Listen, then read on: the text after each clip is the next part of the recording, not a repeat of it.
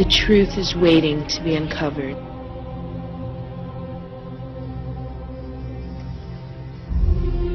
They've been corrupting our minds, decaying our bodies, entrapping our souls, leaving us to rot on this planet, each cycle becoming more meaningless than the last.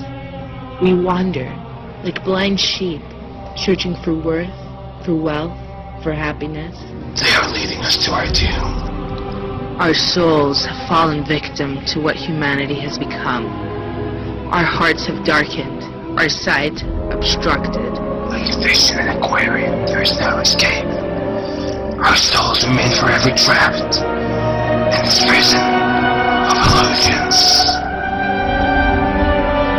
Distracted by anything and everything, from politics to the media to religion. Their eyes forever watching, Ruling, controlling.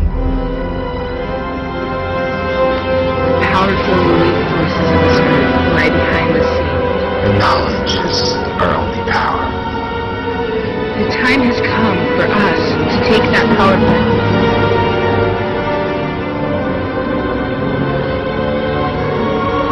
Emancipate our minds and open our hearts. What do you call the illusion? The Prophet Muhammad said that a time would come when the whole world would gather around to plan the destruction of the Muslims, as if they were gathered around a table to take part in a meal. Today the nations of the world are doing just that, around the circular tables of the United Nations General Assembly Hall. That when we're dealing with the subject of the Antichrist, there is a lot of symbolism involved in it. Religious symbolism, which needs to be interpreted.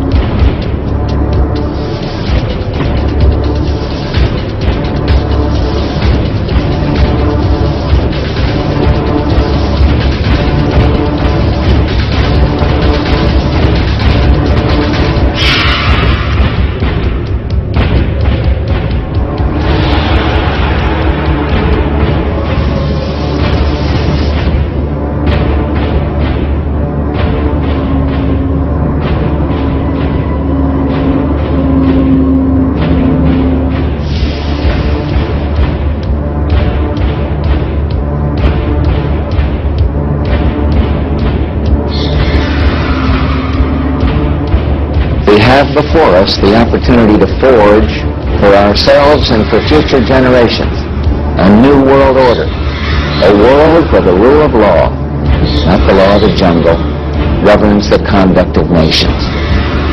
When we are successful, and we will be, we have a real chance at this new world order, an order in which a credible United Nations can use its peacekeeping role to fulfill the promise and vision of the UN's founders.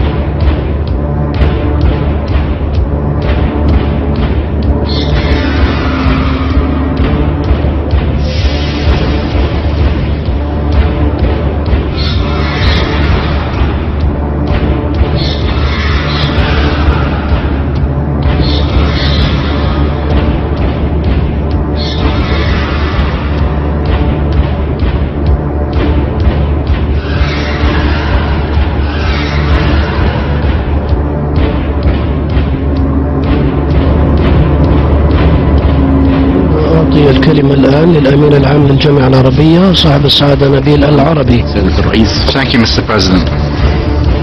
اسمحوا لي أن أتقدم بالشكر ولأعضاء المجلس على دعوتي بالمشاركة في هذا الاجتماع الهام.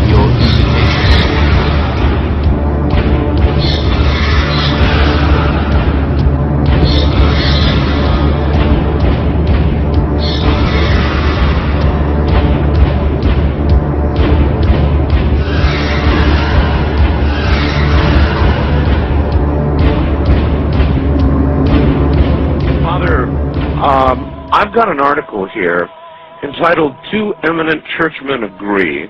Yes. That there actually is, this is a shocker to a lot of people. Yes. That there are satanic practices going on at the Vatican. Could that be true? Yes. You want to say that? If I was a lawyer and you were on the witness chair, I'd say, would you say it? It's out loud. Yes. Yeah. Yes, it is. Now, when we say in the Vatican, it's at a certain level, and there's no doubt about it that there have been and still are practices that are formally venerating Lucifer, the prince of this world. There's no doubt about that. The people who are hanging out at the United Nations are just simply, in a nutshell, one word, they're Luciferian. And I'm just sorry to report that, but that's just what it is. And so all of the people today who are promoting the United Nations and the concept of world government, whether they know it or whether they don't, whether they're doing it for money or whether they're doing it for power or for whatever reason they're doing it, they are promoting the philosophy and the religion of the Antichrist. In 1986, Pope John Paul II gathered in Assisi, Italy, the leaders of the world's major religions to pray for peace. There were snake worshippers, fire worshippers, spiritists, animists, Buddhists, Muslims, Hindus, North American witch doctors. I watched in astonishment as they walked to the microphone to pray. The Pope said they were all praying to the same God, and that their prayers were creating a spiritual energy that was bringing about a new climate for peace. Robert McGinnis with the Family Research Council says it appears the hidden agenda is to unite people under one religious organization so they will peacefully accept UN goals such as population control, abortion rights, and one world government. A new world order.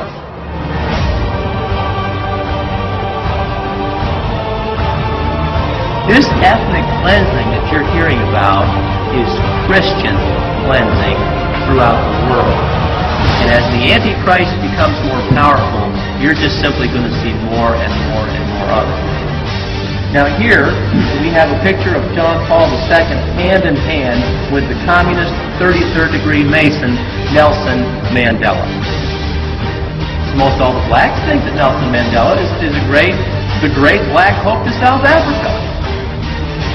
Here he is shaking hands with the communist Mikhail Gorbachev, who's also a Mason.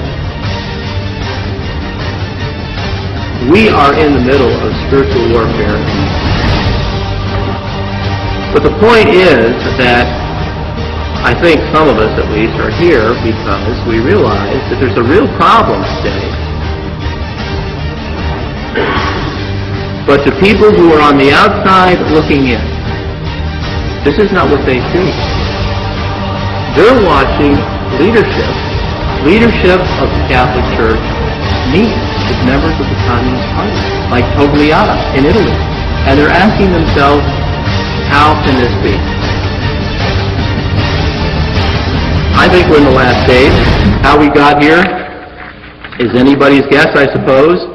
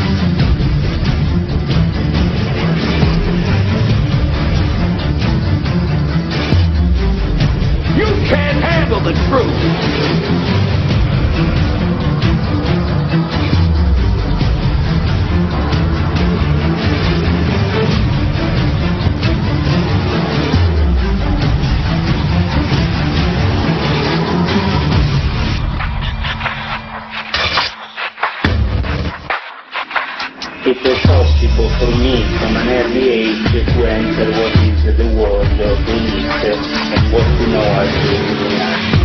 But mainly they work for a pyramid of power that ends up in Jerusalem and Rome, and that represents both the Vatican and the Chinese establishment.